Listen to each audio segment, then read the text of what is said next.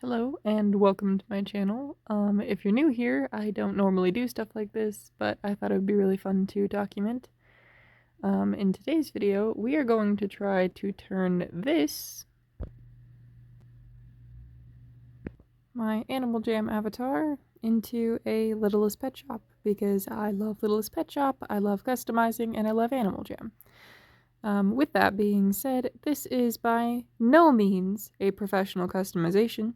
I am not the best painter in real life, nor am I the best at painting tiny things. I'm very sloppy. So this is just for fun, rather. Um, Basically, what I'm saying is this is not going to have very good videography or sound or editing or a good result. So keep your hopes very, very low. This is just for fun. With that being said, I really do hope that you enjoy it, and I really hope that I enjoy the end result because at the time of filming this intro, it's not done yet, and it looks a little messy, but I haven't done cleanup, so hopefully it turns out okay. And with that, let's get into the video. So the very first thing that we're going to do is we're going to look inside of my blemished customizable bases box. Very, very nice. We're just going to scrounge around in there, try to look for a good base. We've got Ari from Jaden Animations. Ooh, this will do very nicely. So this isn't actually the sheep that I ended up using. I just forgot to record this footage before I used it. This is the original sheep that I ended up using, only a copy, because the one that I used was actually blemished. So we're not going to be using this little lady, so we're just going to set her back there and say goodbye. This is the sheep that we will be using. We're going to douse her in some isopropyl alcohol. I made a bit of a mess here. Into the soup she goes to be stirred. We're going to say a quick hello to Tapioca, who was very, very interested in this process. The reason why we are dousing her in isopropyl is because she's covered in nail polish, and we don't really want that. So once she's been all nice and stirred, we're going to give her a good scrub, try to get rid of all of that nastiness, all the nail polish off of her. After a bit of scrubbing, I decided to bring out a heavy-duty brush because the toothbrush was very, very hard to use. Back in the washing machine she goes for another swig of alcohol. Of course, isopropyl alcohol, not actual alcohol. By the end of it, she looks like this. Not the cleanest, but it's the best we could do. She's got these little stickers on her ears that we could not scrub off. So now that that's all done, it's time for our wing donor. This one looks pretty good, but the wings are rather large, so we're going to go to this little guy right here, who has the perfect wing size for our purposes here. Now that we've got our donor, they're going to say goodbye to their family because they are not going to be coming back.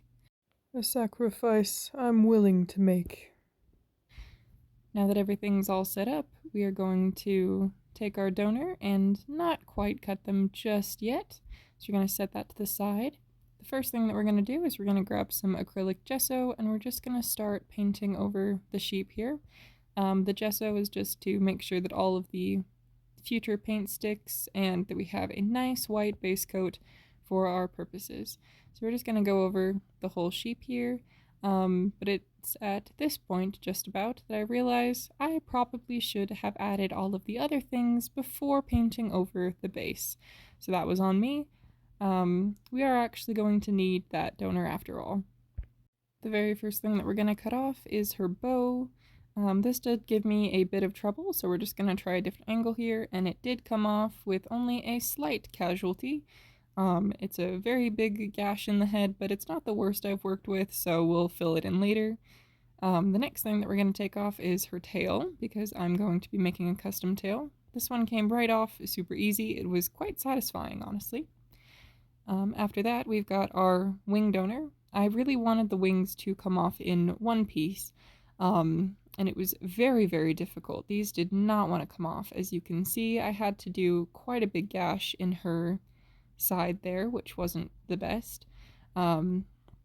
Eventually, though, after a lot of struggle, they did come off.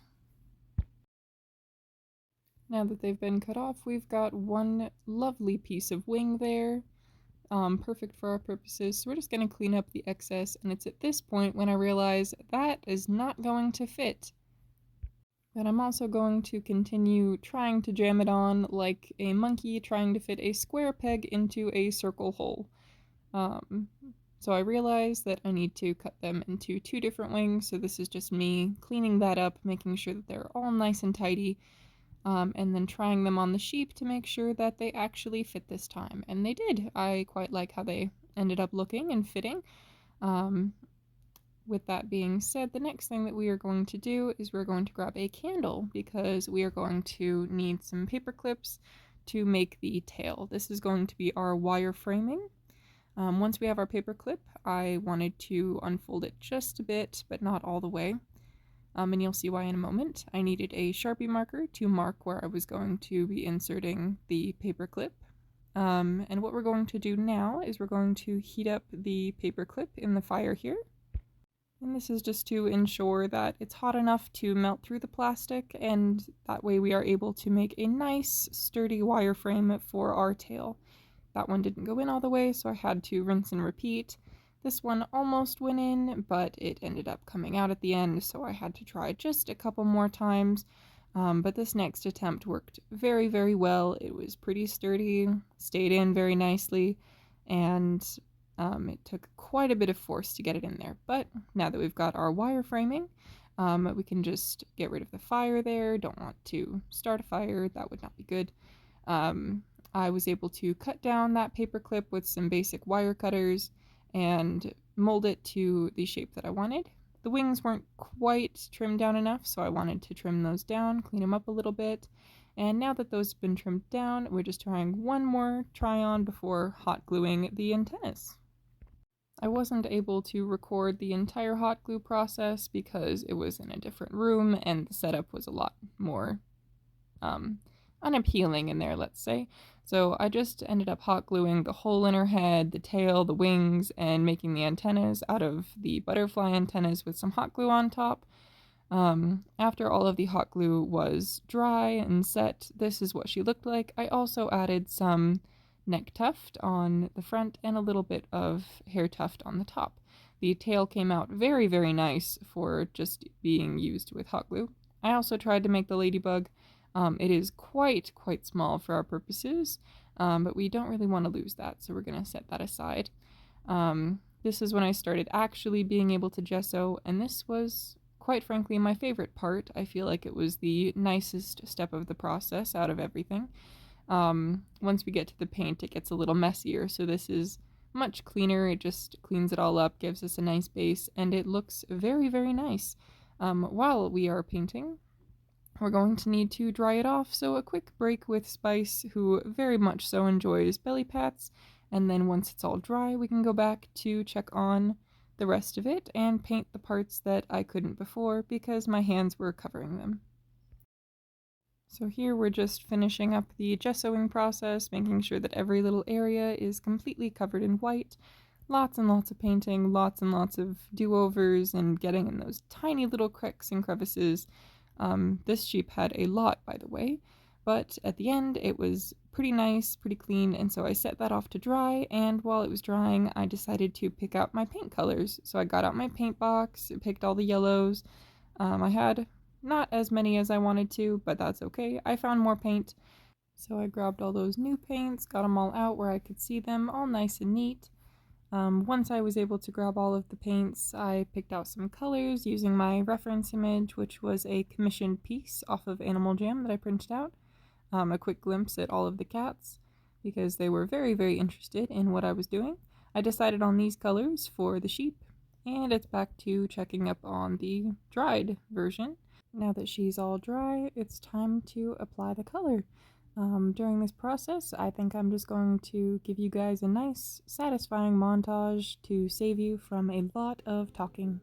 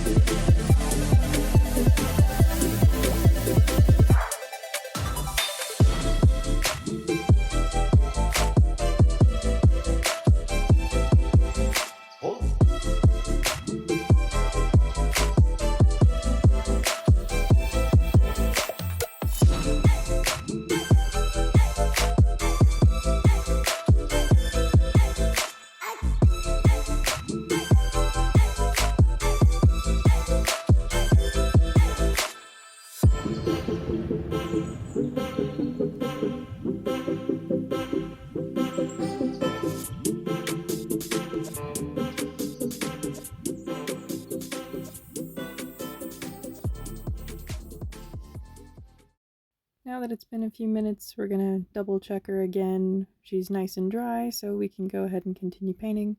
We get the urge to pet Tapioca, but we must not. We must let her sleep. From here, we're gonna add some more yellow because the previous coat didn't quite go down as nicely as I would have hoped. We're also going to be adding the paint to the body now. She kind of looks like she's wearing pajamas for this shot, which I thought was rather cute, honestly. At this stage, it's still quite messy, and she still looks like she's got mac and cheese hair, which isn't the best. I showed Tapioca, she was unenthused with my progress. Now, while it's drying, we're just going to give her some lovin's. She's very, very happy to be receiving them, of course. I also noticed that Pollen was looking quite spooky while she was drying. It's the next day now, and we've got quite a messy paint job. She is not looking too good. Looks like a kindergartner scribbled on her with crayon. So we're just going to clean her up a little bit today, finish her off, add a bit more yellow. Yet again, I wasn't too happy with the yellow coloring, so I went over it with a fourth yellow. Still not too happy with it. Tapioca came to say hello, so I added yet another yellow, mixed it up to a shade that I was pretty happy with, and added some light spots along the wool there. So that way it kind of gave it a little bit more depth, a little bit more gradient, all the good stuff. It was very hard to get under her neck right there, but after a little bit more drying, she's looking a decent bit better. I added about 7 more coats of yellow off camera, and my black totally exploded. I am not going to need even a portion of that black. From here, we're just kind of doing some cleanup work, some detailing, making sure that all of those lines are crisp and clean, and make it look a little bit nicer than it was. Because I was not particularly happy with how it was looking. Here we're just adding on the hooves, which I think helped a lot. It makes her look very, very cute, very, very complete, even though she's not. Here I'm just dry brushing some black onto her leg. I want to make sure that she's got some gradient there. And I don't have an airbrush, so I have to get a little bit creative. I think that turned out rather nicely, actually. And then I continued with all 4 legs, and here's the result of that. After that, you can see it's already nighttime. This took several hours to do. And I'm just adding on the eyes here. We're making sure that the white is nice and solid. I also made the nose a bit brighter so you could see it. I decided to go with a gray for the eyes because I thought that black would be a bit too much for her character because my character has white eyes. And then from here, I just added a little bit more black, cleaned up those extra lines. The second eye looked a little bit weird, so while it was drying, I worked on the ladybug and added the ladybug's eyes. After it was dry, it was time to go in, clean up that second eye just a little bit more, and very nicely done. I added some reflections, which were a bit of a mess, took a while. I realized that the reflection was on the wrong side, and he looked a little bit derpy, so I just went over that and moved the reflection over to the other side of the eye. Much better, much cuter. I like it a lot more. And then from here, we're just adding the finishing touches, the little shine on the nose. I'm a sucker for those cartoony effects. And then I noticed this splotch on the back of her neck, which was completely unacceptable, so I went in, cleaned that up, added some airbrushing to the wings, and here's the result.